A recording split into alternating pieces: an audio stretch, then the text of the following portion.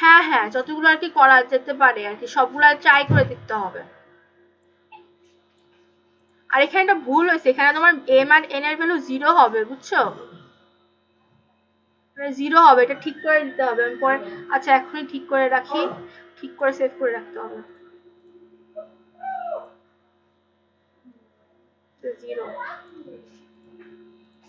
0 হবে কেন বেশি? কারণ দেখো এখানে আমাদের মিনিমাম বি এ থাকতেছে একটা, যদি এখানে 1 বসাই তাহলে তো তোমার এখানে তো এখানে যদি 1 বসাই দেখো এখানে স্টার বসাই দিছি, কিন্তু এখানে আবার ঠিকই 0 লিখি নাই, 1 লিখছি। এই যে যদি আমার এখানে যদি বি এর ভ্যালু 0 বসাই, এইখানে এর ভ্যালু 0 বসাই, তাহলেই তো আমার বি এটা শুধু থাকতেছে বাকি, এই যে বি এটা বাকি না, এখানে তো এগুলো লাগছে না, মানে এস বি স্টার এ স্টার, মানে এখানে 0 0 থেকে যে কোনো সংখ্যক নিতে পারি আমরা, ঠিক আছে? এখানে 0 হবে। মোটামুটি আচ্ছা, এগুলো আসলে প্র্যাকটিসের জিনিস তো, এখন তো মোটামুটি বুঝবা, এগুলো প্র্যাকটিস করা হয় না যে একবারেও। আচ্ছা, তাহলে আমাদের 3 এর ABC কমপ্লিট হলো নাকি? আচ্ছা, আর করবা আজকে?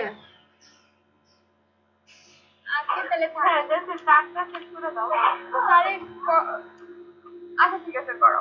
আচ্ছা, 4 এর আমি হচ্ছে কালকে মনে হয় কোনটা দেখাইছিলাম 4 এর, আচ্ছা এটা হচ্ছে মিলে মেশিন আর মরি মেশিনের ডিফারেন্স, ফার্স্ট এরটা।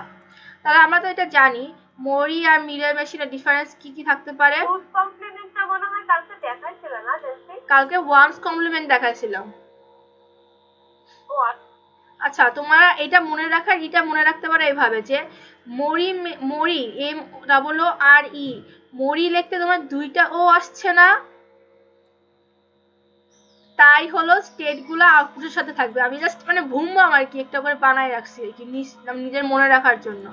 এখানে তোমার ও আসতেছে বলে তোমার আউটপুটের সাথে তোমার স্টেট গুলোর সাথে আর কি আউটপুট আসবে। দেখো মিলেতে কি কোনো ও আছে না, এই কারণে তোমার ওই স্টেট গুলোর সাথে তোমার আউটপুট আসবে না। দেখো আমার একটা এক্সাম্পল দেখাই, এই দেখো এখানে তোমার স্টেট গুলোর সাথে তোমার আউটপুট গুলা, এই যে তোমার স্টেটের সাথে আউটপুট কালকে যে এক্সাম্পল গুলো দেখাইছিলাম, এবার এখানে যাই।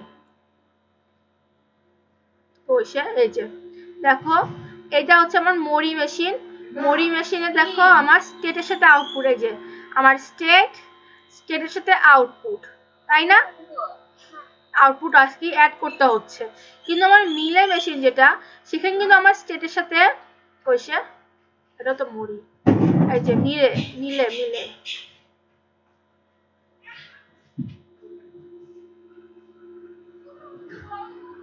ওটা উপরে, এই যে এটা হচ্ছে আমার মিলে মেশিন।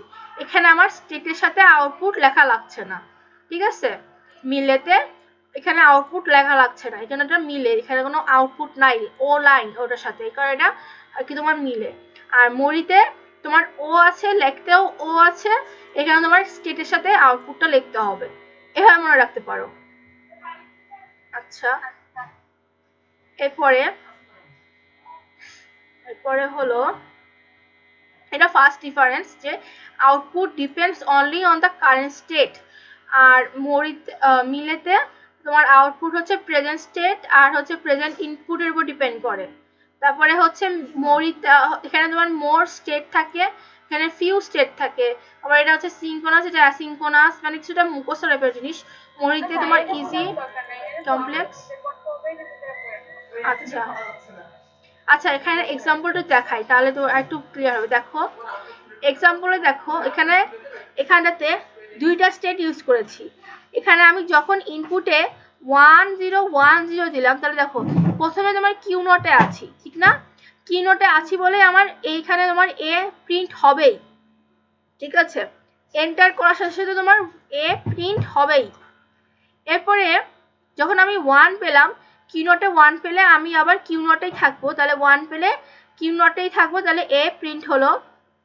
এরপরে 0 পেলাম, 0 পেলে Q1 এ চলে যাব, আর সেখানে কি প্রিন্ট হবে, বি আউটপুটে আসে, তাহলে বি আউটপুটে দিলাম। এরপরে আবার কি পেলাম 1, তাহলে Q1 এ যদি 1 পাই তাহলে কিউ নোটে চলে যাব, এ প্রিন্ট হবে, কিউ নোটে চলে যাব, এ প্রিন্ট হলো। আবার কিউ নোটে 0 পেলে Q1 এ চলে যাব, B প্রিন্ট হবে, যে Q1 এ চলে যাব আর এখানে B আছে, তাহলে প্রিন্ট হলো। তাহলে দেখো এখানে কয়টা আউটপুটের সিকোয়েন্স আসতেছে, 1 2 3 4 5টা। ঠিক আছে, এবার আমরা সেম জিনিসই করব, কিন্তু এটা হবে মিলার মেশিন দিয়ে। মিলার মেশিনে দেখো এখানে তোমার ইনপুটের সাথে স্টেটের সাথে তো আউটপুট দেওয়া নাই, তাহলে যখন আমরা শুরু করলাম, শুরু করার সাথে সাথে তোমার এখানে তোমার আউটপুট তোমার দেওয়া নাই, আউটপুট আমার নাই। আর আমি এখন শুরু করলাম, প্রথমে আমি 1 পেলাম, 1 পেলে আমি আউটপুট দেবো কি B, তাহলে আমি 1 পেলে এখানে B আউটপুট দিলাম।